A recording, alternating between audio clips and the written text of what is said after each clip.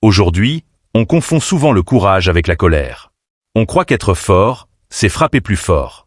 Mais le stoïcien, lui, sait que la vraie puissance est silencieuse. Elle ne cherche pas à dominer les autres, mais à se dominer soi-même.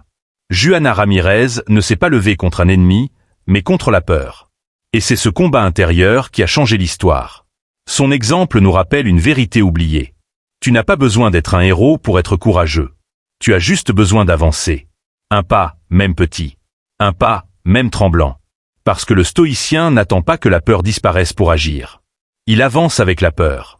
Et dans cette marche, il découvre que le courage n'est pas un don, mais une discipline.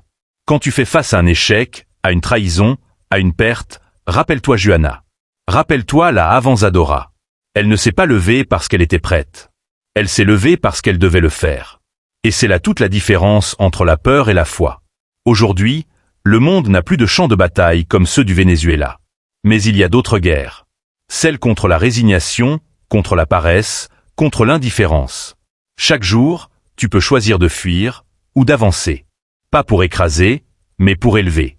Car le courage stoïque, ce n'est pas de ne jamais tomber.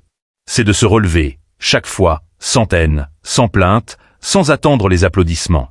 C'est ce que disait Épictète. Ce qui trouble l'homme, ce n'est pas la difficulté elle-même, mais son refus de l'affronter. Juana Ramirez a affronté ce que personne n'osait affronter. Et son nom résonne encore aujourd'hui, plus fort que le bruit des canons. Parce qu'elle a montré que le courage n'a pas de genre, ni d'époque, ni de frontières. C'est une énergie. Une attitude.